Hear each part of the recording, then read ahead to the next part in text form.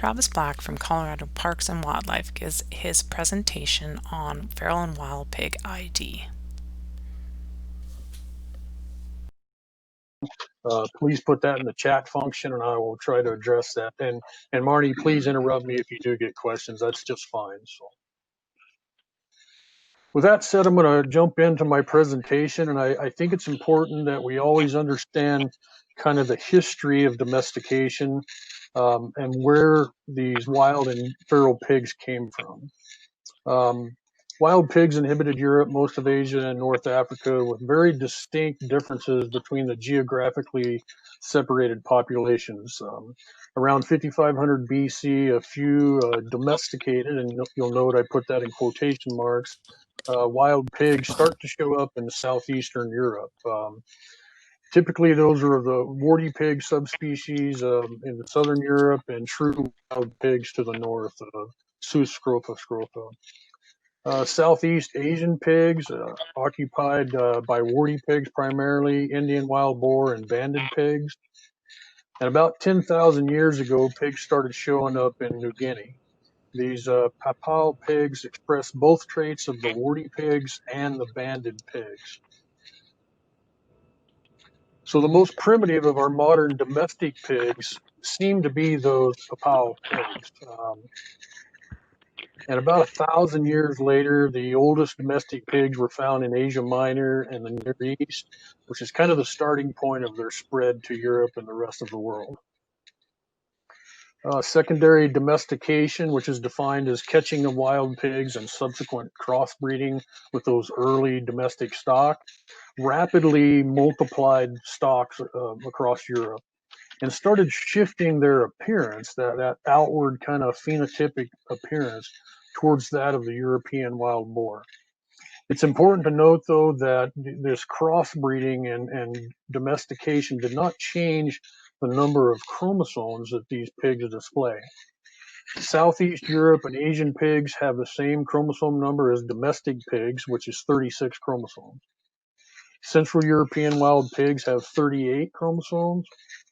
And pigs, because of crossbreeding amongst these wild populations, can actually have anywhere from 36, 37, or 38 chromosomes.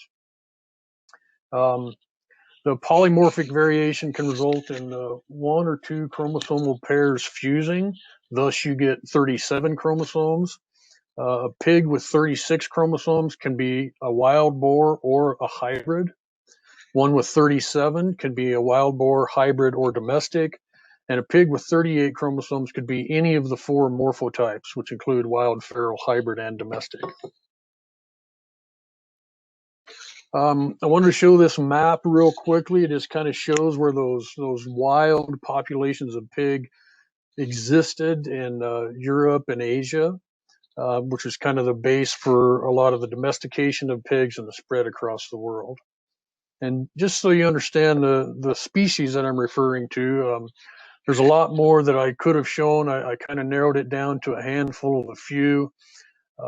They have a very characteristic look to them that we'll get into when I start talking about the morphological differences. This is a Central European boar, or Sus scrofa scrofa. Very typical of pigs that you'll find in Europe. These photographs actually were taken in Germany. This is more of a Russian boar, or a Sus scrofa sibericus. A little bit more of a robust type pig due to the environment that they live in on some of the taiga forests of Russia. Banded pigs, which I mentioned in that early domestication from India and Southeast Asia. Warthogs, which are not a true Sua family pig, but they're very closely related to other Sus species. Javelina, which are actually not related to pigs at all. They are a Suidae species, but show some of the same characteristics that we're talking about when we start describing the differences between domestic and wild pigs. Bearded pigs of some of the islands of Southeast Asia. Once again, bearded pigs and warty pigs were kind of those first pigs that were domesticated and started spreading down to New Guinea. Formosan pigs, another Southeast Asia species. This one actually happens to be a critically endangered species, just because they're only found on a few islands. But once again, still display characteristics that we will get into here in a little bit. Red River pigs of the Africa kind of continent, if you will. Separate family within the genus of pigs. Have a little bit of a different look to them, but when we start talking about the characteristics, especially around the head and body, you'll notice that these pigs match up very nicely as well. Bush pigs, very closely related to the Red River pigs, similar habitat, but once again, show those same characteristics when we start trying to differentiate between domestics, feral, and wild pigs. The Visayan pigs, I like to call them the punk rockers of the pig world. They have such a cool hairdo, if you will. Very closely related to the warty pigs as well. Actually, when they get older, they will have similar warts on their face that the warty pigs do as well. Here's the warty pigs that I previously mentioned. You'll notice those kind of in the upper right hand corner, those large kind of warts, if you will, that develop on the older age class of pigs. And the smallest wild pig that we have out there, referred to as the pygmy hog, once again is a little bit of a different family, but still displays characteristics that we talk about when differentiating from domestics, if you will. So that's kind of our wild cousins, if you will, of the current day domestic population of pigs. It's important to note that pigs were not native to the near Arctic realm, and that's referring to North America primarily and Greenland. Pigs were not native to this country of Canada or the United States. All populations are thus the results of direct introductions by man. The earliest pigs brought to the United States were likely from introductions by Christopher Columbus into Cuba in as early as 1493.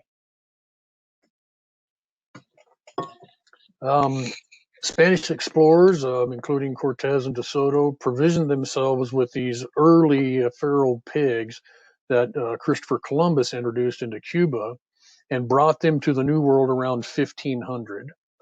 It's from these stocks that the first well-documented populations originated in the United States. Escaped domestics have reverted in several locations and furthered the spread of feral pigs. The first pure wild boar were brought to the United States in about the 1800s. And in all but a few cases, wild boar were initially introduced in areas that contained previously established feral pig populations. In almost every case, pigs escaped or they were intentionally released. Hybridization between the wild pigs and those feral pigs started to occur. All populations thus have been hybridized to some extent. It's rare that you will find a pure strain of wild pig in the United States. And it's my understanding from talking to Marnie and some other folks in Canada that wild boar were initially brought in for expansion and diversification of a specialized livestock industry, and that escapes occurred and later hunt farms were established, and there are still some of those hunt farms today, as I understand it. So that's kind of the background on domestication and introduction of pigs, and it was very quick on that. So if you have any questions, like I said, please jump in with those. Those domestic pigs that we've developed, multiple species, breeds over time, if you will. Humans have selected very specific traits that we've bred and refined over time in those pigs. Some of those traits are what we're going to use and what we're going to talk about today that you can use to differentiate between wild and feral pigs. For example, the hams. Most of our domestic breeds of pigs, they have a very large, well-developed, muscular ham. And we all love that ham for Christmas time or, for special events. So we've bred for that very specific trait to enlarge those hams in our domestic breeds. We've also developed very strong muscular front shoulders. If you're familiar with the Boston butt, it's actually the shoulder of a pig and used quite often for making pulled pork and things of that nature. Those shoulders, you'll notice when we get into some photographs on domestic pigs, are very large, which gives them a broad kind of muscular back, if you will. We've also bred for a bit of an elongated loin, if you will. That's where the pork chops come from, or tenderloin's on the inside of that, but the loin, if you will, of a pig. They have the same number of vertebrae as wild pigs do, but we've bred for that very specific trait to get that elongated loin to give us, bigger, better pork chops, if you will. Excuse me. We've also bred domestic breeds of pig to have a side to them and a long body, and we've done that over time. That's where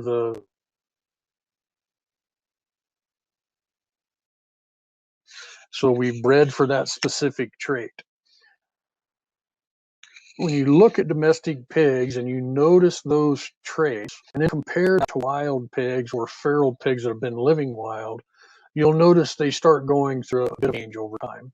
And real quickly, I just throw these photographs up for comparison. The pig in the upper left-hand corner is a domestic breed of pig. You'll notice those characteristics that I'm talking about: relatively long, deep bodies for that bacon, long loin across the top, very large, robust hams, and very beefy front shoulders on those pigs. If you compare that to the feral pig in the upper right-hand corner, you'll notice the body structure doesn't seem to be nearly as long. Um, they don't have as quite a beefy front shoulder to them, and you will see in some later photographs that front shoulder actually tends to slope away from the backbone instead of being broad and flat and then rounding off to those shoulders. Um, Wild pigs, illustrated in the lower left-hand corner, very similar characteristics: shorter coupled body, not as beefy hams on them, narrower shoulders on the front end. And in the lower right-hand corner, I have a hybrid between feral and wild pigs, and you'll notice those same characteristics in those. And bear with me, I've got a little bit of a cough, so I got to get a drink every once in a while. So the purpose of this class today is how can we distinguish? We're going to look at those morphological characteristics. It'll help us differentiate domestic breeds versus wild and feral, and hybrids as well. We can also talk about DNA. And I know you're asking yourself, but wait, I thought you said we couldn't distinguish by chromosome number alone. Well, that's true. Pigs can have 36, 37, or 38 chromosomes. However, and I'll get into this in a little more detail later on in the presentation, we can use a process called principal coordinate analysis to start determining origin of pigs and help us determine where they came from. That requires collecting blood samples and tissue and building a database over time so that you have this comparative analysis that you can do. So if you have an unknown pig out there and you can get a sample of blood or tissue and you started building a database, which in the United States, we have a very good database that our United States Department of Agriculture has put together. We can compare that unknown pig to those known populations and start making some pretty good educated guesses on how much wild blood, if you will, for example, that pig has, and where, uh, based on those sample populations, that pig may have come from. I wanted to show a picture real quick of two books that I utilize as reference material. I'm not just making this up. Most of the information I'm providing you today came from these two books: Wild Pigs in the United States by John Mayer and Larry Brisbane Jr., and this Domestication, The Decline of Environmental Appreciation by Helmut Himmer. Um, Valuable resource, especially the one on the left, The Wild Pigs of the United States, has a lot of great detail in there in reference to pigs and where they came from and everything from their history of introduction, to where we are, well, up into the 1990s when this book was produced anyway. So with that said, let's jump into these morphotypes and start talking about how we can differentiate between the two. So when I say morphotypes, I'm referring to true wild species of pigs, wild boar. I'm also referring to feral pigs that I'll dub long-term feral and short-term feral. And the only difference there, the short-term feral has been in the wild, obviously for a shorter amount of time than these longer-term pigs that have developed a little more characteristics than the short term. We'll also talk about hybrids to some degree and the differences between hybrid pigs, feral, wild, and our domestics that we've talked about as well. So what happens is, in essence, you can take a domestic pig and release it into the wild. And if that pig survives over time and starts to breed, they go through this process we call reversion. Reversion, by definition, is a return to a previous state, practice, or belief. And in biology, we specifically refer to the action of reverting to a former or an ancestral type. Um, so you can see in the photographs there, you could take a domestic pig. That pig is not going to change his physical or morphological appearance, but subsequent generations of that pig breeding in the wild will change to that some of these wild kind of ancestral traits. So what's occurring is, we've specifically bred those domestic pigs to have those what I call human bred traits, those large hams, those big shoulders, long loins, deep sides. And when they start reverting, some of those characteristics start to disappear over time, and that phenotypic appearance starts shifting towards what we'll call ancestral traits, more of the wild pig appearance, if you will. This occurs primarily by natural selection and adaptation. Those pigs surviving in the wild, certain characteristics lend themselves to longer term survival versus our domestic pigs that are very reliant on humans, for feed and whatnot. It takes approximately 3 generations to complete this reversion process. Pigs have a very high reproductive capacity. They can breed at 3 to 6 months of age. They can produce a litter up to 3 times per year, and their gestation period is only about 100 to 140 days long. It varies amongst different breeds and species. Litter size can be as large as 14 piglets, but the average is about 6 pigs. So you can see that they have a very high reproductive capacity. They can breed at a young age. They can breed up to 3 times per year. They can have a relatively large litter size. So this reversion process, going through 3 generations, can happen relatively quickly, and populations can double within 1 year. So as I said on the previous slide, those human bred traits start to fade over time. And in the 2 photographs on the right-hand side, you have a domestic pig on the left and a feral pig on the right. And you should start noticing from these photographs some very distinct differences when we're looking at the head of the domestic pig versus a feral pig on the right-hand side. That's just one of the characteristics we're going to focus on. So those ancestral traits start to reappear. One of those traits that we look at to try to differentiate is referred to as a shallower dorsal profile. And I'll put up a slide here in a little bit to explain that. But basically, it's if you look at the shape of a pig's head in profile, from the side, and you laid a ruler from the between its ears down to the tip of its snout, you'll see a natural gap underneath that ruler. That depth of that gap is referred to as the dorsal profile. And in wild and feral pigs, that dorsal profile is much shallower than it is on our domestic friends. You'll also notice an increased condylobasal length. And once again, I'll put up an illustration that shows this. That increased length is primarily in the rostrum or the nose. And you can see that in these 2 photographs as well. I briefly mentioned this before. There's a shorter body length, head and body combined, or at least the appearance of a shorter body when compared to domestic breeds. There's a narrower width of the skull. If you look at a pig straight on, you'll notice that domestic pigs typically have a broader skull, and wild and feral pigs have a more narrow skull. Typically, wild and feral pigs have longer tusks, especially the males. That's because domestic breeds, most often when they're young piglets, the pig farmer literally nips those teeth. He uses a pair of cutters to cut those tusks off. They're very sharp. They're like razors in young piglets. Well, obviously, in wild and feral pigs, that doesn't occur, and those tusks continue to grow over time.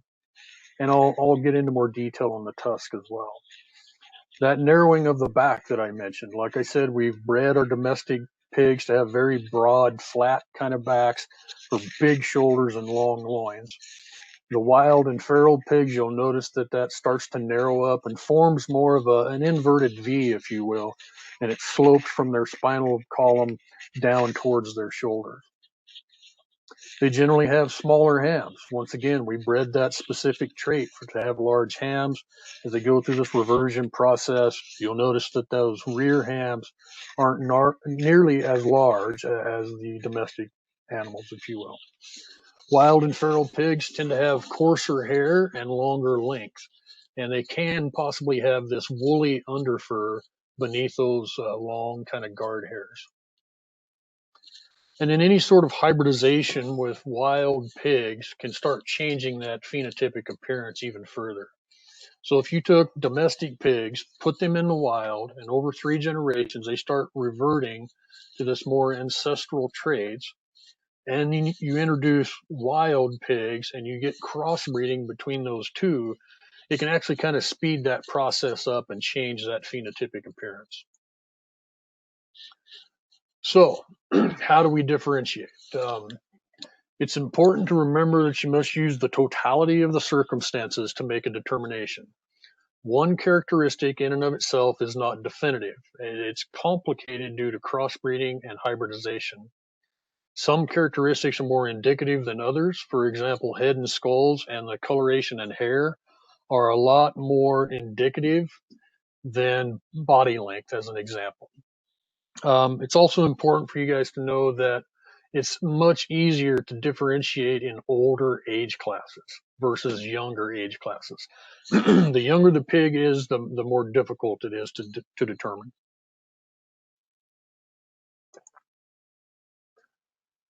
So I'm going to go through that list, if you will, that I showed here: shallower dorsal profile, increased condylovasal length, shorter head body length, narrow with the skull, longer tusk, narrowing of the back, smaller hams, and coarser hair.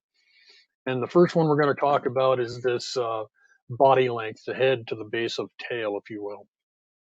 In this slide, the 2 pigs on the left-hand side are feral pigs. The 2 pigs on the right-hand side are domestic breeds of pigs. These are roughly the same age class of pigs and roughly about the same weight, so that we can make a true comparison, if you will. You'll notice on the body length on the pig in the upper left-hand side, if you just look at that length from the base of the tail to the head, this pig appears to be a lot shorter coupling, is what I would refer to it, versus the domestic pig on the right when you go from the base of the tail to the base of the head as well. Domestic breeds, once again, we've bred for that long loin, just appear to be a lot longer in their body than feral pigs or wild pigs. The 2 on the bottom, same story. We got the feral pig on the left.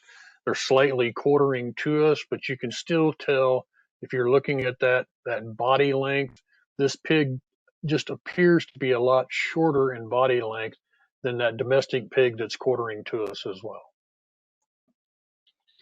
So if you can imagine looking at a pig out in the field or a photograph of a pig and drawing an imaginary rectangle on that pig. If you draw that rectangle from the base of the tail to where the head joins the body, if you will, and then basically from the ground up to that same line, you'll end up with a rectangle. And you'll notice on domestic pigs that that rectangle appears to be considerably longer than it is tall. Versus on a feral or a hybrid type pig, if I draw that same imaginary rectangle on there, it's still longer in length than it is in height, but that rectangle is considerably shorter than on a domestic pig. Excuse me, on a wild pig, it's exactly the same. If you draw that imaginary line, base of the tail to the base of the head, ground up to that body, you'll notice that rectangle appears to be a lot shorter than on our domestic breeds. And after you get to looking at a lot of pigs, this becomes relatively easy over time. So for side by side comparison, we've got our wild pig on the left, we've got our domestic pig on the right. Once again, you can see that that rectangle on a domestic pig appears to be a lot longer than it is on the wild pig on the left. So now let's move into a little bit of the characteristics of the head. And I put a smattering of photos on this page for comparison. We have domestic pigs on the upper left-hand side and the lower left center there. We have feral pigs center at the top and the bottom right, and a wild pig on the upper right-hand side. Remember, one of the characteristics of the head that I mentioned is this longer condylobasal length. When I'm talking about the condylobasal length, the green line in this photograph is what I'm referring to. So basically from the back of the skull, where the axis joins the back of the skull, to the tip of the nose is the condylobasal length. So I'm going to jump back one slide. When we're looking at that condylobasal length of a domestic pig versus a feral or a wild pig, you'll notice that that condylobasal length is much longer in feral and wild pigs than it is in our domestic friends. And we can see that in the bottom photograph as well with these two domestic pigs. I also mentioned the dorsal profile. So if you can imagine this blue line is a ruler that you laid down the skull of this pig, the yellow line is what we're referring to as that dorsal profile, that depth of dorsal profile. On wild pigs and feral pigs, that dorsal profile is relatively shallow. On domestic pigs, it's much deeper. Once again, I'm going to jump back a slide for comparison, and especially on these domestic pigs in the lower photograph, if you can imagine that line drawn down the skull of these pigs, and you can see how there's a dishing in their face, if you will. That dorsal profile is much deeper than if I did the same thing with this wild boar or with either of these feral pigs. Now, it's important to note on the wild boar that's a tuft of hair, if you will, on the top of its head. Its skull is actually about where the base of its ear is. So if you laid a ruler, you would see that that's a relatively shallow dorsal profile. Now, if you come across a skull out in the field, you can't really determine this on photographs or looking at a live animal, but one other indicator on the head characteristic and the skull specifically is what we refer to as the occipital wall angle. That's simply a line drawn horizontal through the skull and a secondary line that follows the base of that skull, the occipital wall. On wild and feral pigs, that occipital wall angle is always greater than 90 degrees. On domestic pigs, that occipital wall angle is generally 90 degrees or less. So if you have a skull that you found in the field, you should be able to determine whether it was domestic, wild, or feral. So for a side-by-side comparison, in the upper left-hand corner, we have a feral pig skull. In the upper right-hand corner, we have a wild pig skull. In the lower left-hand corner, we have a domestic pig skull. In the lower right-hand corner is actually a breed of domestic pig referred to as a potbelly pig. The two on the bottom center, the one on the center left is a domestic pig skull. The one on the center right is a wild pig skull. So thinking about some of those characteristics again, if we're looking at the dorsal profile, we can see on the feral pig, it's relatively shallow. We can see on the wild pig it's relatively shallow, and we can see that on a domestic pig it's a little bit deeper on this skull than it is the two above. And on the potbelly pig, it's even more pronounced. You'll have a much deeper dorsal profile on that pig. I mentioned the width of the skull.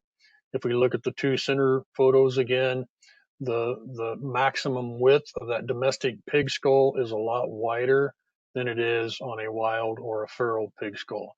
And you can see that in the top center photo as well. Wild and feral pigs have a much narrower skull.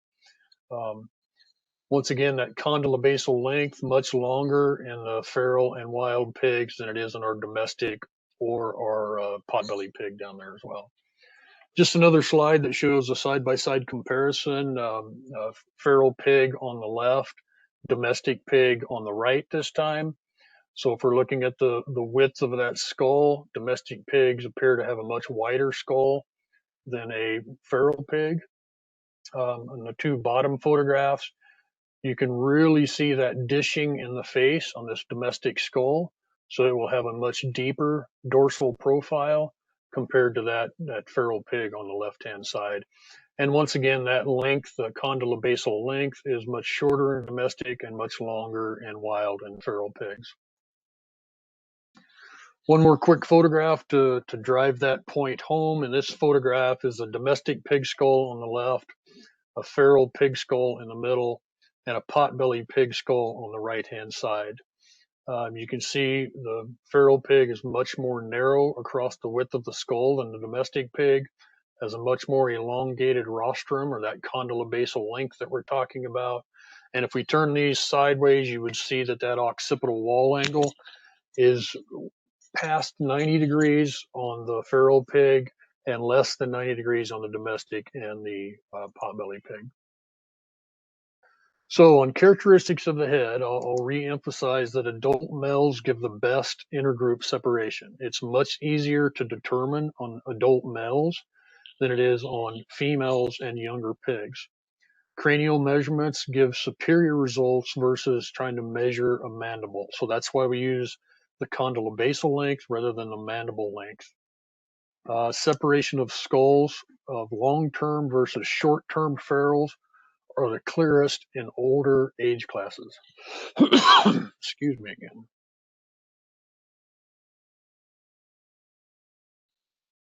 So now let's shift and talk about color or coloration of pigs.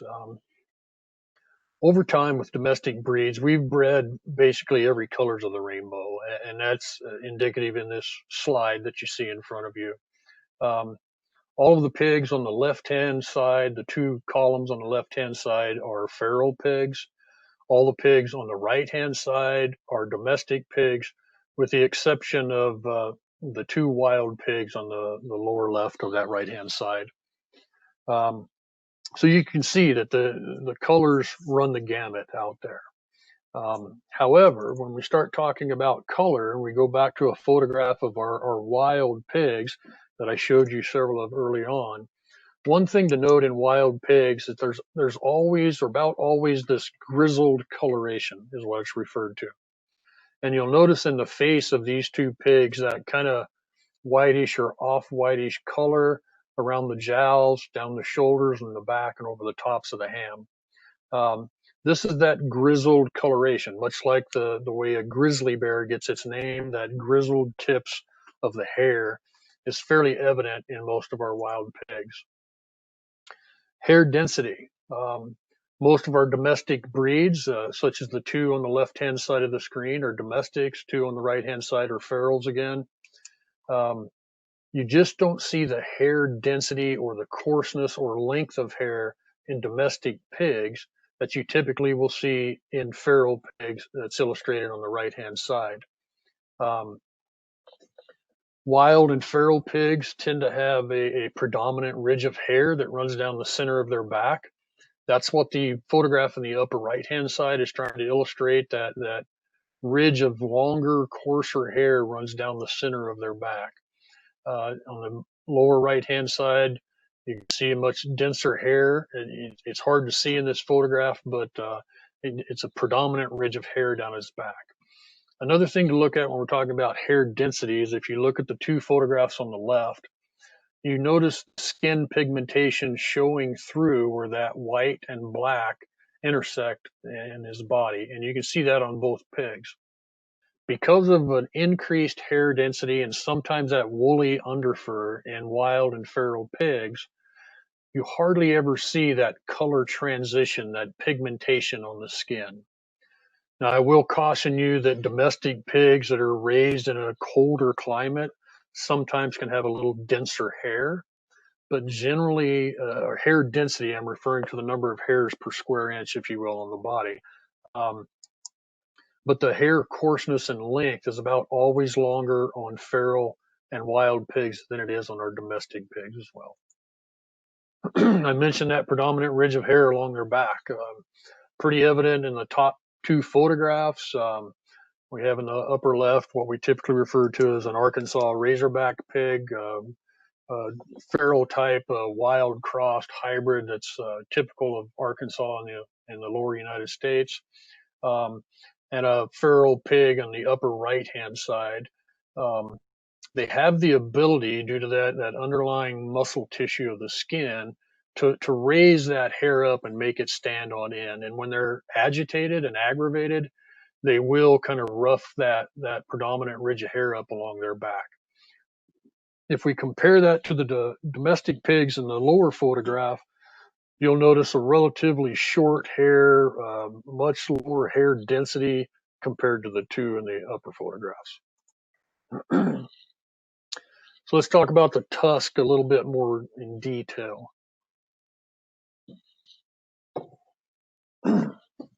When I'm referring to tusk, pigs, the tusk is the tooth that erupts from the lower jaw. And you can see that in the upper left-hand side, and as well in the pig photographs on the lower left and lower right, and on our skull in the middle. So the lower tooth is the tusk. The upper tooth is referred to as the wether. And you can see that in the upper right-hand photo. It's a similar tooth, if you will, but the purpose of that wether is to keep that lower tooth sharp. Kind of zoom in on that same photograph, you can see the tusk in the bottom jaw, the wether tooth on the top. You can see that in this pig in the photograph on the right as well. So this will be the tusk in the lower jaw, the wether in the upper jaw. That wether rubs against that lower tooth and keeps it extremely sharp. That inner and outer edge of that tusk can be like a razor. And if they haven't broke that tip off, and you can see in this photograph, they can be extremely sharp on the point of that tip as well. Tusks are more predominant in males than females, and it's a fighting and defense mechanism that they use. So when we're talking about the tusk, like I said, in wild and feral pigs, you about always see in the males that eruption of that tusk, versus our domestic friends when we've nipped that tooth off when they were piglets. Speaking of piglets, it's a great segue into the next slide. The morphological characteristics are less distinguished or less distinguishable in younger age classes. In the photograph on the upper right hand side, we have some wild pigs, feral pigs on the upper left. As pigs age, morphological characteristics become more noticeable. One good indication is the stripe coloration of wild piglets. That happens to be an ancestral trait. All wild pig populations have striped piglets. Feral pigs, as we can see on the upper left, you might see some faint striping in some of those pigs, and they lose this stripe color as they age. But there's always an exception. And remember, I told you about the totality of the circumstances. Don't use stripe coloration in and of itself. You have to look at everything. Feral pigs such as these in this photograph may not display that stripe coloration you notice in the piglets on the bottom. And I'd also like to point out that, as I said before, differentiation of the younger age classes is more difficult. If you look at the piglets in this photograph, and you start thinking about condylobasal length and dorsal profile and body length and hair density, it's much less evident in these young pigs. But in these kind of teenagers, you start to see some of those characteristics appear. And in the much older age classes, they're much more evident. So here's some pigs down in Texas. These happen to be kind of wild, feral, hybrid type pigs. Most often, somebody would probably just refer to them as feral pigs. But you'll notice the piglet right dead center of the road there has that stripe coloration. That's a great indicator that there's likely some sort of wild blood mixed with this population. All the other little piglets show some, polka dot and different colors, but do not show that stripe coloration. These are wild pigs, and as I said, all wild pigs, most their piglets always have this kind of stripe coloration to them. Different species show different striping patterns, if you will, but still show that stripe coloration. True Russian boar, you always see the striped piglets in there, and as they start aging, those stripes start fading over time. But that stripe coloration is an ancestral trait. It's another pig that actually showed up downtown Glenwood Springs, Colorado. We have no idea where it came from, but shows that stripe coloration and hair density as well. As I said, when the pigs start to age, that striping color starts to disappear, and they'll become more the color depending on the lineage of their parents, if you will, or some sort of cross between those two. Now remember, I always said there's an exception to the rule. With that striped coloration, this is a domestic breed of pig that their piglets always have that striped coloration showing up in them. It's much more faded as young pigs, and it disappears relatively quick. This is the same litter of pigs on the left, on the right. And within a matter of a couple of weeks, that stripe coloration starts to fade over time. So these are referred to as Mangalitsa or Mangalika pigs, sometimes referred to as woolly pigs. But this is a domestic breed of pig that shows that stripe coloration. So remember, totality of circumstances. Just a photograph of the same breed of pigs. They all look like they've had a perm, or I think Marnie said it looked like they were sheep. So, they have that curly hair. So that stripe coloration disappears really early in time, and they start developing this kind of curly, woolly hair, thus the name woolly pigs. So, is there any difference between wild or feral pigs that are raised in captivity versus those that are running wild or wild run type pigs?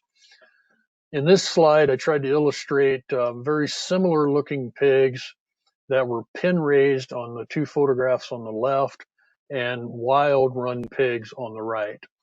So thinking about those characteristics of the head, the tusk, the hair density, the body shape, if you compare these two pigs, there's very little difference amongst them. You'll still notice that long condylobasal length. You can see tusk starting to show up in this pig in the upper left. You can see the long condylobasal length on the pig and the wild run pig on the right. And on the lower left are two hybrid wild feral pigs and then a feral pig in the middle. You can start seeing that grizzled coloration in that hair, which should be an indicator as well. This is a game trail camera of a wild run feral pig, if you will. Once again, displays those same characteristics that we look for. A relatively long condylobasal length. We can see tusk, this pig, short cut body, or rectangle on here. It's not quite as long on our domestic breeds. And relatively long hair. I will point out that pigs do a lot of rubbing, and this pig has kind of rubbed the hair off of his shoulder. Male pigs fight standing kind of head to head and side by side, and they throw these tusks into this shoulder region, if you will. And over time, male pigs develop a very thick, gristly plate over this shoulder, so it's very hard and dense. Another wild feral pig, a little younger age class, but once again, shows the same characteristics that we're talking about. Now, this one's looking at us, so it's a little more difficult to determine condylobasal length, but you can see it's relatively narrow across the skull, relatively short coupled body, long, dense hair. If we drew our rectangle again, it looks like more of a square in this pig. One thing I'll point out that I haven't on the others is if you look at the ears of a pig, because of the longer, denser hair, feral and wild pigs, their ear always seems to have a little fringe on it, and just it's more hair around the ear compared to our domestic breeds.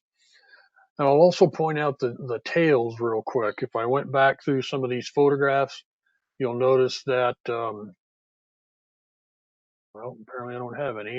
You'll notice that on feral pigs and wild pigs, they tend to carry their tail more straight. It's not that curly, porky pig tail that we envision on domestic pigs. So pay attention as we go through these slides and look at that tail. You'll notice that it's generally carried in a more straight manner. This is a game trail picture from Canada. Perry, and I'm just went brain dead on his name. Ambrook, is that right? Shared these photographs with me, but this is a Canadian pig that was captured, I believe. But the same thing applies. We start looking at those characteristics. Relatively long condylobasal length. We can see the thick, woolly hair and density on this pig. You can see the predominant ridge of hair along its back.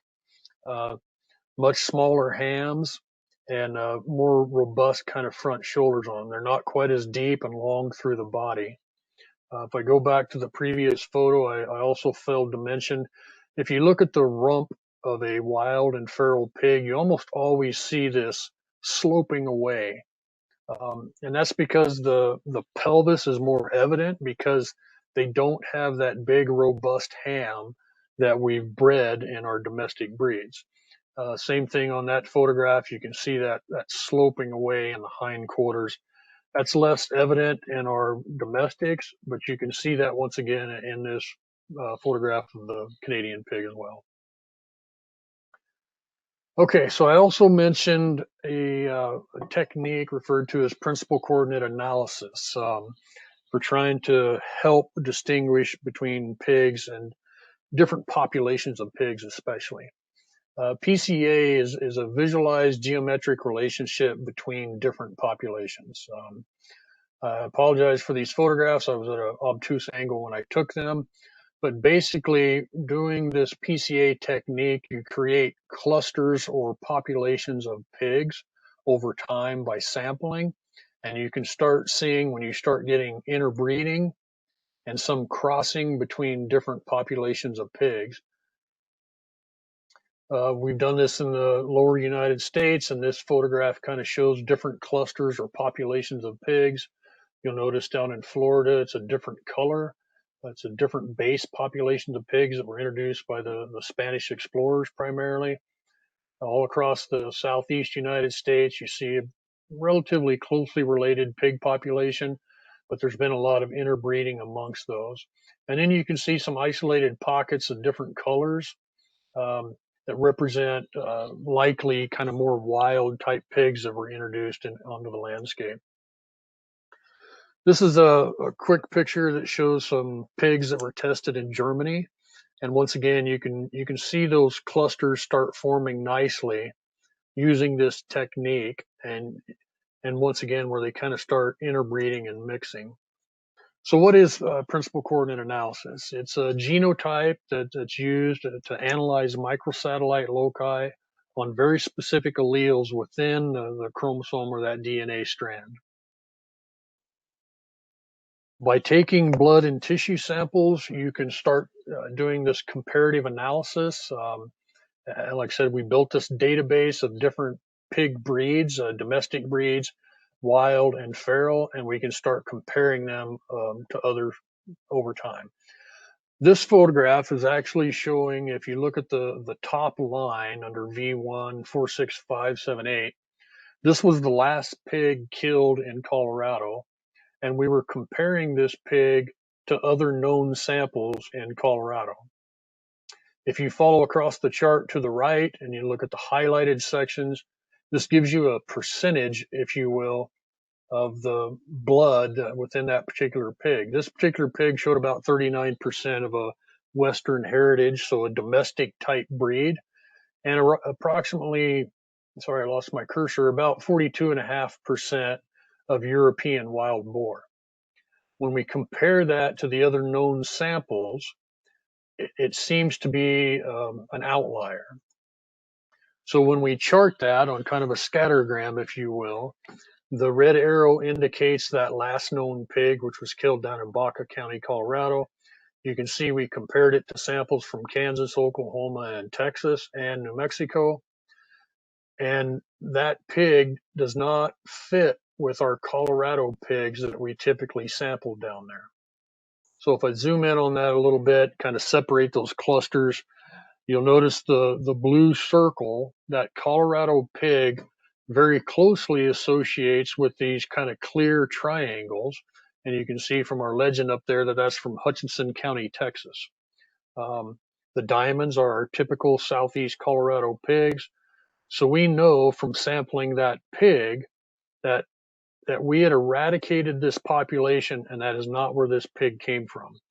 He actually came from Hutchinson County, Texas, following natural kind of riparian areas, and immigrated into Southeast Colorado. Just so happened to be in that same location where we had eradicated these other pigs. You can also use eDNA, environmental DNA, for detecting the presence of pigs.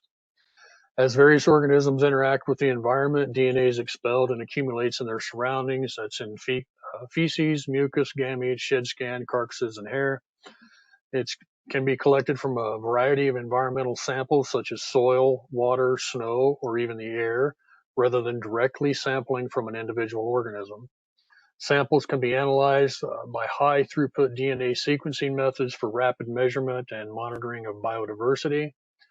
DNA metabarcoding is used in which the sample is analyzed and uses previously studied DNA libraries to determine what organisms are present.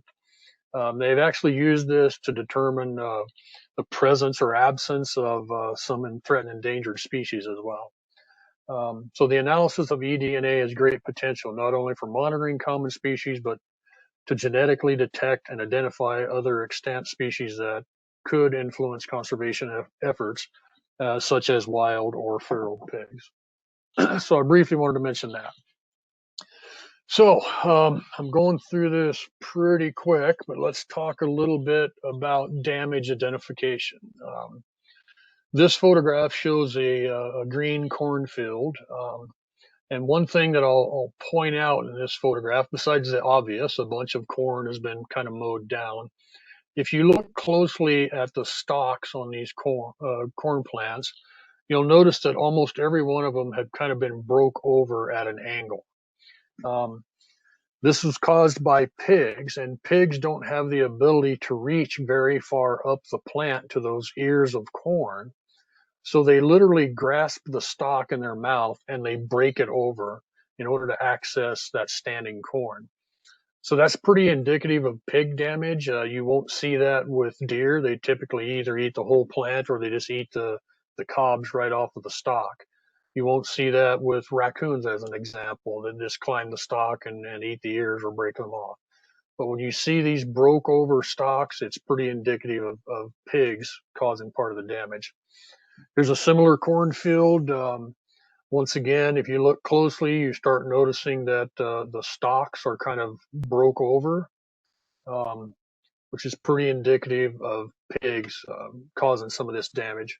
You could also look for scat and tracks and things of that nature.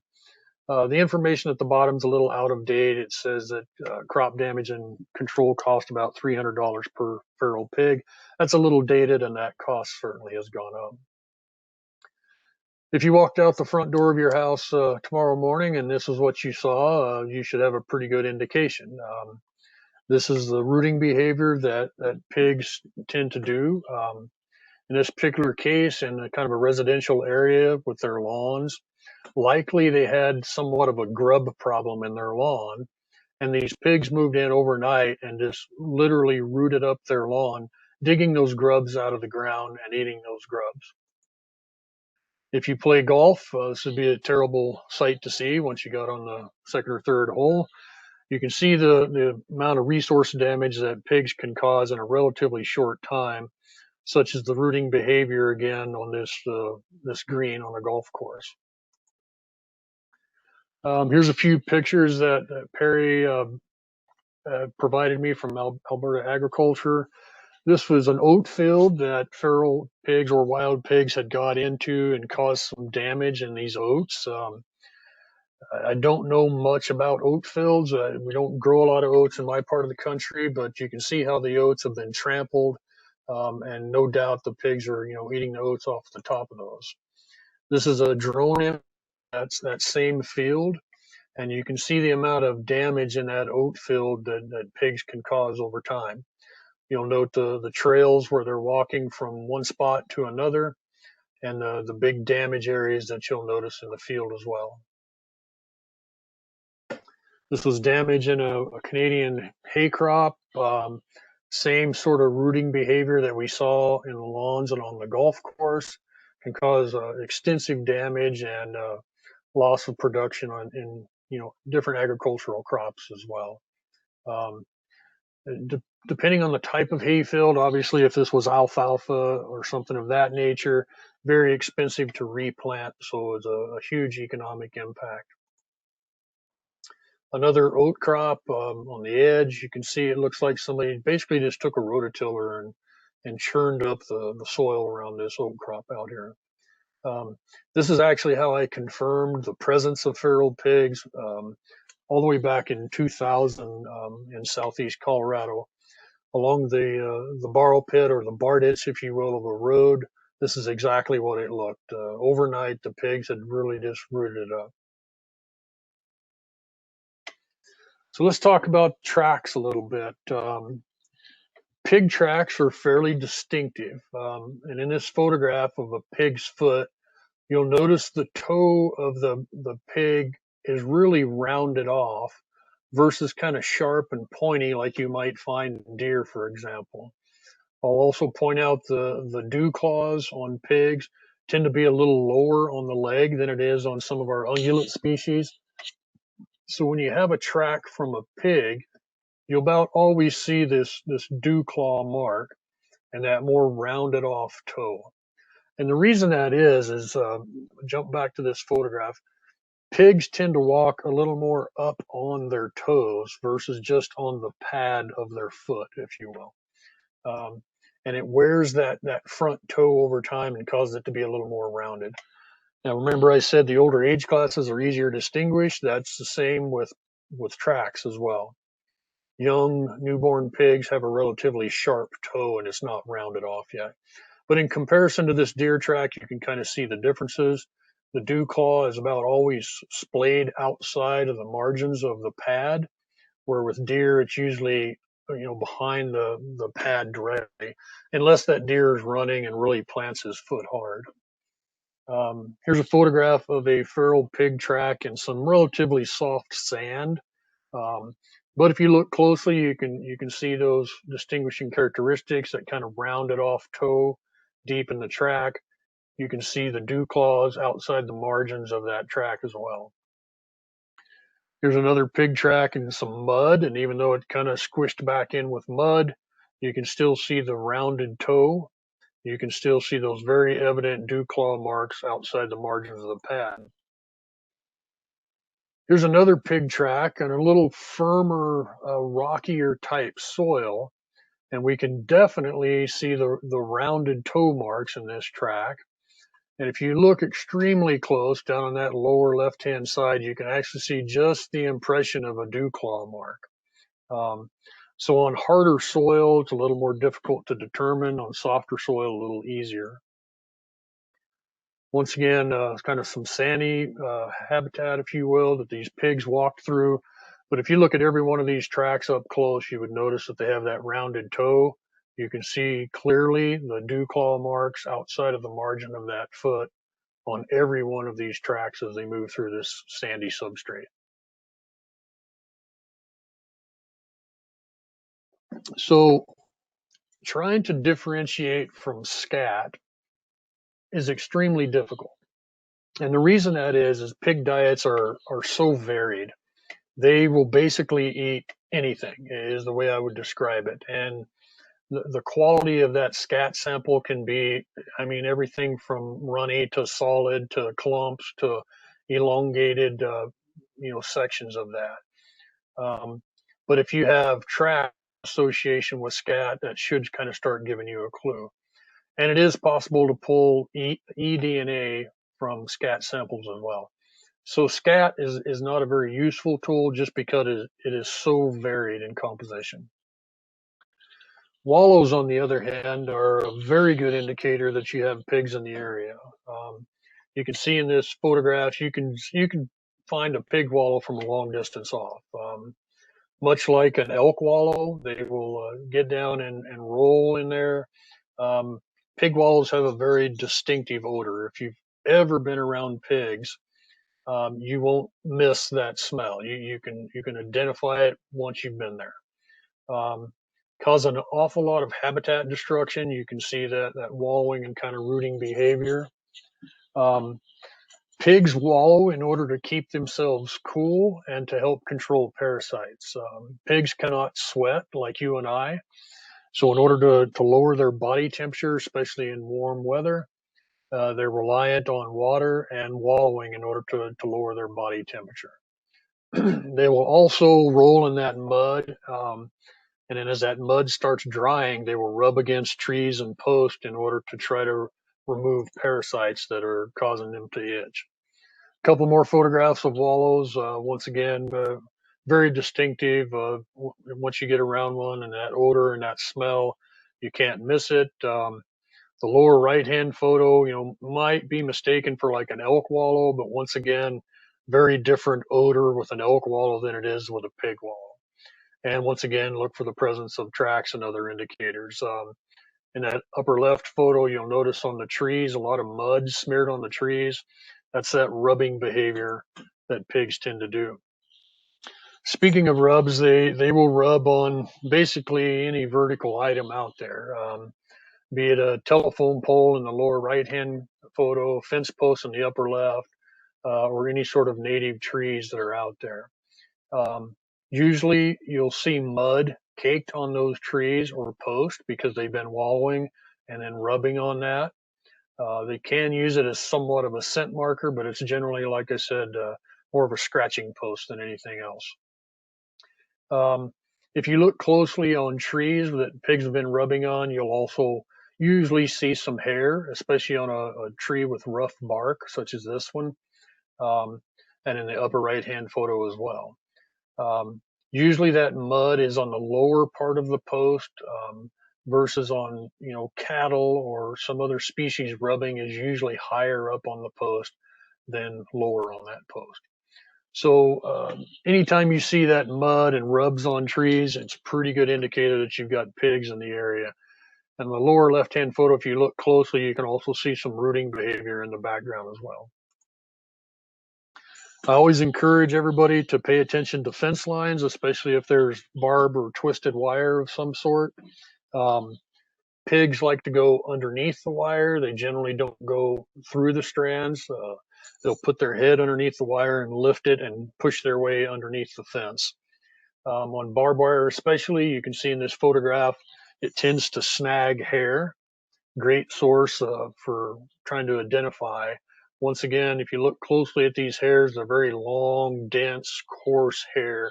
That's not easily mistaken with other species once you've looked at it and really understand what pig hair looks like. I'd also encourage you to look at the bottom side of the wire. If they've been rubbing and wallowing and they go underneath the fence, quite often you'll see caked mud where it's been rubbed off on that wire as well. So pay attention to your fence lines out there. So what sort of impacts do wild and feral pigs cause?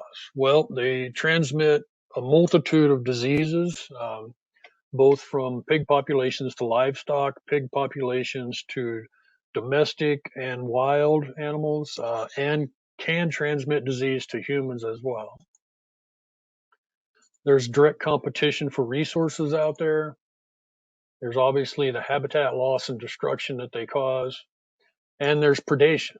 Pigs have been known to depredate everything from birds' nests to lizards to snakes to deer fawns to baby lambs, you name it. There's obviously an agricultural impact, both to livestock and crops growing out there. And in this photograph, you can actually see some wild pigs carrying a fawn in its mouth. As I said, that predation, direct predation, can certainly have an impact. Um, it's unusual to have pigs directly attack livestock, especially larger adult livestock, but they can prey on maybe lambs, that sort of thing. In this photograph, you actually see a bunch of turkey vultures and a feral pig eating a dead cow carcass. This was another indicator that I came across in southeast Colorado when we first discovered feral pigs out there. The farmer had a dead cow laying out in the pasture. When I came by the next day, that dead cow was actually moving. The sides of that cow were heaving up and down. And when I watched through binoculars, I was able to finally see a pig's head come up over the top of that carcass where he was eating the entrails of that dead cow. Um, so once again, they certainly can have an impact to livestock. In this photograph, you see where one actually captured a lamb and killed the lamb and was eating the lamb. Excuse me. In this photograph, there's a feral pig captured on a game trail camera depredating a turkey nest, eating the eggs out of that turkey nest. Um, they will eat the hen if they can catch her on the nest, or any sort of gallinaceous bird that's ground nesting type birds. Certainly have an impact on. I've seen feral pigs eat lizards, rattlesnakes, you name it. Any sort of dead carcass out there, they'll help on. And obviously, they can have a direct impact to us as humans as well. They're very dangerous animals. Um, if cornered or threatened, they will not hesitate to attack. I've actually been ran over by feral pigs, but never seriously injured. They can cause potentially cause death though with the tusk and whatnot. So be very careful out there in the field as well. So what do you do about it? You've got to get ahead of that problem. And this is just kind of my advice I'm throwing out there for the group. Start by educating the public. Let people know the impact that these things can have. Start engaging your landowners. Landowners need to be aware of the potential impacts to their livestock, their agricultural operation, their pets, their family, you name it. Start building relationships, with different entities, with different landowner groups, the public, um, and start developing some sort of a cooperative type effort to address this. I can tell you, because I was the lone soldier early on in Colorado's fight against feral pigs, that doing it by yourself does not accomplish much. We killed a lot of pigs, but we certainly were not having any sort of an impact until I was able to get the Colorado Department of Agriculture and the United States Department of Agriculture on board, and we formed a cooperative effort and started addressing the issue. Reach out to your agency's field staff for assistance. Show them this slide presentation. Tell them what to look for, and help be the eyes and ears out there to try to track these things down. If it requires some fix legislatively or regulatory, I encourage folks to pursue that. We had that problem in Colorado where feral pigs fell somewhere in limbo between domestic and wildlife. So we had to pursue regulatory fixes with both the Department of Agriculture and Colorado Parks and Wildlife in order to start addressing that problem. But if you can do that up front, identify what the problems are, try to get those fixed up front, it'll make your fight easier. And then you just have to have this kind of dogged, persistent approach. It takes time. Um, Colorado had feral pigs sporadically in the 80s and 90s, but very small populations that quickly disappeared until around 2000 when they really started taking hold in Colorado. It was a 20-year effort to eradicate pigs from the state of Colorado. I started that fight in 2000 and we finally accomplished that in 2020. And use every tool in the toolbox. You know, look at the new technology and the science that's out there that can help, you know, address that pig problem, whether that's building a database and mapping, doing eDNA, or some of the new equipment that I'll show a couple of photographs here in a minute. And also, it takes time and funding, as I mentioned. We didn't have much of a fund. Luckily, USDA was able to kick in some funding to help us address our problems in Colorado.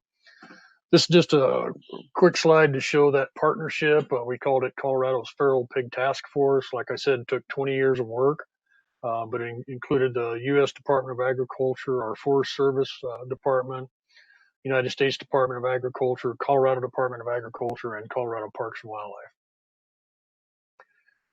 Just real quickly, some slides or photographs showing some of the tools that we utilized in Colorado in our campaign to get rid of pigs. We used helicopters, wildlife officers out on the ground, our biologists on the ground helping us out, trapping techniques. You can see in a couple of these photographs, game trail cameras. We did sample water holes and whatnot for eDNA, and that helped us detect some of the pig populations. Wildlife officers, that's myself in the center photograph there. It was the last 3 pigs we killed in one population. And you can see in this top photograph with the pickup involved just how large these feral pigs were. In that lower center photograph, this is actually a horse trailer full of feral pigs that we stopped, our law enforcement officers stopped, illegally transporting pigs into Colorado. So once again, you got to use all of those tools in order to start addressing those problems. Speaking of tools, just a couple of quick photographs I wanted to go through. These are some automated type traps that are out there on the market. This one actually has an outer ring and an inner ring. It uses a game trail camera or a active camera that you can watch from your cell phone, if you will. You pre-bait it, get pigs used to coming in here. Once you have the whole sounder of pigs within that trap, it can be remotely detonated, and this outer ring drops down, and you've captured that whole bunch of pigs. Some other kind of new technology that's out there. I mentioned active cameras, you know, that are live cameras that you can observe. These tie into your cell phone. So with the, you know, from the luxury of your couch, you can watch what's going on with your traps and trigger them remotely if needed. These have a battery pack, a solar system to keep them charged. This hog eye camera provides a great view. It also has night vision, uses infrared, has an antenna for transporting or putting that image out there to your cell phone as well. On the left-hand side was probably one of the coolest pieces of technology I've seen in a while. This is actually a computer-operated feeder. It has these electronic eyes, one on each side, so 4 electronic eyes, and an internal computer, once again, a battery system, a solar charger. The computer, using these electronic eyes, can differentiate between pigs, and in this picture, you'll notice he's holding a picture of a feral pig in front of the eye. That computer can recognize that as a pig and open these kind of rectangular feeders down there. And inside of that feeder, they actually have it's an experimental poison bait that once a pig eats it, reacts with the fat molecules and causes the fat to turn blue in that pig so that somebody doesn't accidentally kill that pig and then eat it. They would notice that blue color. It can have an impact on a few other wildlife species though, but this smart system can distinguish between a turkey, a deer, a pig, a raccoon, and however you program it, that's what it'll do. So as a feral pig approaches the camera, it'll open those feeders, and if a deer walks up, it'll recognize that deer and it will close the feeder so the deer can't get any of the poison bait. So anyhow, some new toys out there on the market to help address that. As we get down to kind of end of my presentation here, I just wanted to point out that it's pretty obvious pigs can survive in extreme environments such as Canada. They're extremely adaptable and to varied climates and habitat types. We've seen them everywhere from deserts to mountain forest, into subalpine type habitat. And then I put my little smart comment down there. Where did we build that piglet at? So you can see from that photograph, cold climates do not deter these pigs whatsoever. Couple of quick photographs that Perry sent me again, control work in Canada. You can see in the four pictures on the outside using various trap techniques to capture pigs in Canada, game trails in order to utilize that. And I'm certain Perry and others could give us a lot more detail of what's going on in Canada. But once again, use every tool that's available to you out there.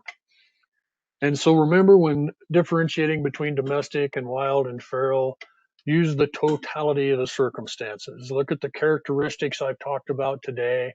Use tracks, game trail cameras, all those tools to try to differentiate and determine, whether that's an escaped domestic pig that a farmer just lost and would like to have back, or whether it's a wild or a feral pig and they've started going or have reverted to this wild kind of ancestral state, if you will.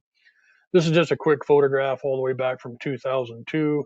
That's me sitting in the left-hand side of the back of the pickup there, and I called in the forces in order to try to start addressing some feral pig issues in Colorado.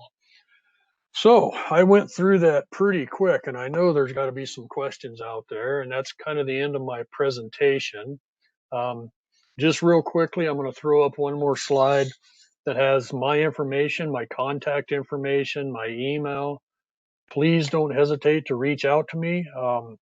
Utilize me. I've got 20 plus years experience dealing with this, and I'm more than happy to help in any fashion that I can. And Marnie, with that, do we have any questions? Yes, hang on. We have a question right now.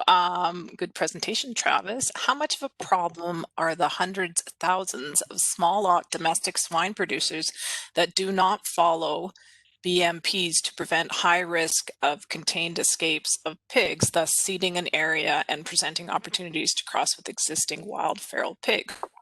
What programs have you seen that effectively reaches small lot domestic producers to do a better job of containment? And that's a great question, whoever asked that, and I appreciate you asking that. Currently, between the United States and Canada, and Marnie's aware of this as well, there's a transboundary work group coordination going on between the two countries to start addressing feral pig issues and wild pig issues. That's one of the very things that was brought up in that discussion as a problem or a problem statement, if you will. Right now, there really is no way, and it varies from state to state, and I'm certain from country to country, in how you control those small domestic pig operations and enforce, for example, fencing requirements or containment techniques. I'll use Colorado as an example. In Colorado, domestic pigs fall under our Colorado Department of Agriculture. They certainly are not wildlife. They don't fall under our jurisdiction. The Department of Ag currently does not have any sort of fencing requirements for swine operations, um, especially those small operations. Those backyard growers that might be growing a pig for Future Farmers of America or whatever your equivalent is in Canada, or a 4-H program. So it's a big problem in my opinion. Additionally, in Colorado, there is no marking requirement for pigs, for domestic pigs. Some states have more stringent requirements that you have to ear notch those pigs, or there has to be some sort of an ear tag or brand, a freeze mark, some marking technique so that they can be identified and the producer can be contacted. Colorado has no such marking requirements. So any domestic pig that escapes containment potentially could go through that reversion process and start, populating feral pigs in the wild. So it's a huge problem, and I've kind of danced around the answer, I think, Marnie, to that question, but I don't know the solution right now. I think getting a statewide agreement is a big hurdle to start with, and how you address that, and then to try to get that across the United States or across Canada or between the two countries is a mountain to climb. Um, so yeah, it certainly is potential, and I'll add to that I would wager there are people that are intentionally doing that. Um, Maybe in order to keep themselves out of trouble, because, for example, in Colorado, it is illegal to release swine into the wild intentionally. But I could throw up a really poor fence and say my domestics escaped, right? Um, and really intentionally be releasing pigs into the wild. So, did that kind of answer it, Marnie, or did I miss a part of that? No, I think that answered Tom's question. Tom, do you have any other additional comments or anything like that? Thank you, Tom says. My question for you, Travis, is do you combat the hunting culture in Colorado? Because is that a real issue for you down there? It absolutely is, Marnie, and that's a great question, and I think that's been proven time and time again. Um, Hunters, and I'm a hunter. I'm going to throw that out there right now. And down in Texas, where I grew up and came from, we hunted pigs. Um, it's a great sport. It's a great pastime. It's a great way to put some free meat in your freezer. However, it's been proven time and time again that hunters can actually exacerbate the problem. If you have, especially on smaller isolated populations of pigs, if you have those small pockets of pigs that, if you allowed professionals to go in and professionally eradicate those pigs, you could likely get the entire group and have them removed from the environment. A hunter going in there and shooting one of those pigs typically scatters that population of pigs, and you've just made that problem bigger. Um, Additionally, hunting provides a bit of an incentive. It produces a commercial market, if you will. Um, so it can lead to bigger problems by people illegally bringing pigs in just for hunting, for distributing those pigs across the landscape so that they can charge people to hunt. Um, so for Colorado, um, no, we did not address it, and I'll explain why. When we initially started this fight, or I started this fight, I had nobody on my side. The only people I had on my side were the hunters and most of the landowners. Um, so we actually enlisted the help of hunters and likely made our problem bigger. Um, those hunters probably scattered those pigs up and down, the river bottom, made it more difficult as we started gaining momentum and started forming those cooperative efforts to address those pigs over time. I will say that some states have passed legislation or regulatory language that prohibits hunting for that very reason. They wanted to remove that economic incentive. They wanted to remove that ability to disperse populations or illegally bringing pigs into the state. So Kansas outlawed hunting of pigs. They had a relatively small problem with isolated populations of pigs that they wanted professional eradication versus hunters to remove those animals. So did that kind of touch base on your question, Marnie? Yes, it did. Thank you. I have another question too, because I noticed all the different damage in different crop fields. Like, how could you, if you just came across that, how could you distinguish that, say, from, deer damage or, other things that get in there? How can someone actually say with some confidence that, yeah, that was pigs for sure? Well, I'll go back to what I said, the totality of the circumstances, right? Um, look at that particular feeding behavior. If it's a cornfield and you see those stalks broke over, that's pretty indicative. Um, That's not to say other species can't, break stalks over, but if that's all you're seeing is a bunch of broke over stalks, um, along with tracks that are in that field.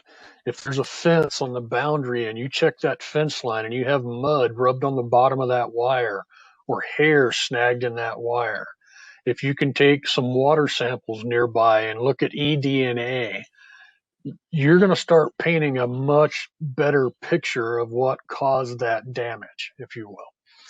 Now, I will tell you in Colorado, Colorado Parks and Wildlife is liable for damages caused by big game. We are not liable for damage caused by feral pigs, wild pigs, or anything of that nature. Neither is the Department of Agriculture. So it's a bit of a sore point. Um, but because we are liable for damages caused by big game, it's very important that we prove that it was pigs versus deer or elk, as an example. Um, so I hope that answered that question, Marnie, but it really is the totality of the circumstances. You have to look at the bigger picture, look at trails coming in there, set up game trail cameras, see if you can actually catch animals in the act.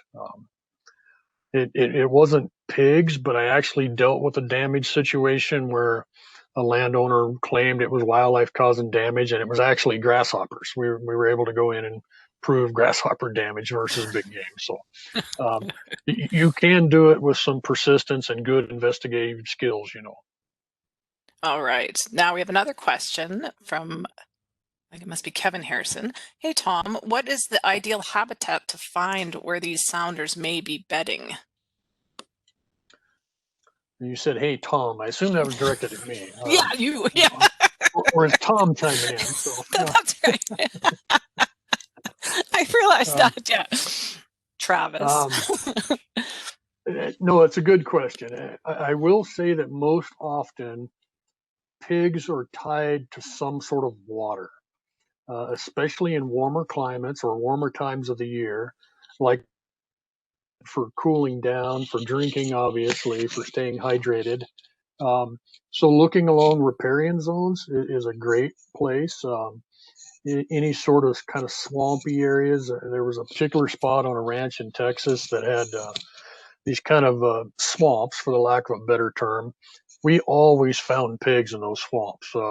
It provided hiding cover for them. It obviously provided habitat for them to avoid other predators. It provided water. It provided wallows, shade. So those are always great places to start. But I'll go back to what I said earlier. You can find pigs in just about any habitat. Um, that one caveat is they have to have water. So even in desert environments, there are some populations of pigs, but there has to be a water source there. Um, we found pigs in Colorado as high as 10,000 feet in elevation. We found them down at 3,000 feet, 3,500 feet in elevation. So um, the southeast quadrant of the state tends to be a more dry, arid, technically classified as a high desert habitat. Well, that's where we had most of our problems with pigs. Now, part of that's proximity to Kansas, Oklahoma, and New Mexico and Texas, but that's just where they were naturally immigrating into the state. But like I said, they can survive in some very extreme environments. The forest in Canada wouldn't surprise me at all, as long as they have those typical things that animals need to survive. Shelter, water, feed. Right. Um, there's not a lot of natural predation on pigs. Um, occasionally one might get killed by a mountain lion, or you guys might have grizzlies or something, but um, they really don't have many predators, many natural predators. So. All right. Well, thank you. I have another question here. Emily asks, what have you found to be the best way to detect feral pigs in an area with sporadic sightings over the years, but no known large populations? Camera traps to start, eDNA, etc. Do you bait your trail cameras? Yeah, great question. Thanks for that. So all of the above. Yeah, we later on in this fight in Colorado, we started using eDNA. That was a great tool. We were able to detect the presence of pigs where we had not even seen a single pig, but we had DNA. We knew pigs were coming to that water hole. We used game trail cameras. Um, we did not bait our trail cameras. We actually tried that once. It didn't seem to be very effective because we got turkeys and quail and everything else eating the bait. Um, but we did use game trail cameras just strategically located. For example, up and down a riparian zone, any place you had a water hole, you saw some of those photographs over a water hole. So we were just documenting, species presence. But along with that, and in cooperation with our task force partners, if you will, with the United States Department of Agriculture, we had a 1-800 number and we created signs and we put those in every public office, in our wildlife offices, in our agricultural offices, in the Forest Service office. And we put that out there so that the public could report to us potential sightings of pigs. And then we had on the ground experts that would follow up with that caller, go to that specific site and look for tracks, look for scat, look for hair, take eDNA samples, anything that we could to confirm the presence of pigs in that particular area. And that continues to this day. Luckily, for the past year and a half, 2 years, the only reported or potentially reported sightings that I've had were actually escaped domestics. We have not documented a single wild or feral pig in the past 2 years, actually. Excellent, thank you. Darby said here that we find them bedding in cattail sloughs in Saskatchewan, and just as an aside to what their ideal habitat is. So water is Well, important. yeah, and if I can add to that, Marnie, that's exactly where I found them in Texas quite often. We're in those cattail sloughs. Um, if you get in, and especially if that slough dries up periodically, um, you'll see pigs gather a lot of that cattail detritus and build nest, if you will. Um, and like I said, for anybody listening, I'm still looking for a photograph of the infamous piglet in Canada too. So, but I would assume it's something similar. They're gathering vegetation to build, a nest that um, the female anyhow is producing young and or they're trying to stay warm or provide some sort of cover component. But yes, cattails are a great spot. Yeah, excellent. So does anyone else have any more questions? I could ask you questions all afternoon. Does anybody else have any other questions for Travis? It doesn't look like there's anyone. So, Travis, thank you very much for presenting to us. I think it was fantastic. I hope everybody enjoyed it. We did record it. We're going to put it up on our YouTube channel and be able to use it for whatever we need to do and stuff like that. So without further ado, we will say goodbye to everyone and we'll talk to you all soon. Thanks again, Travis. You bet. Thank you everybody for being patient listeners. Thanks, guys. Have a good day.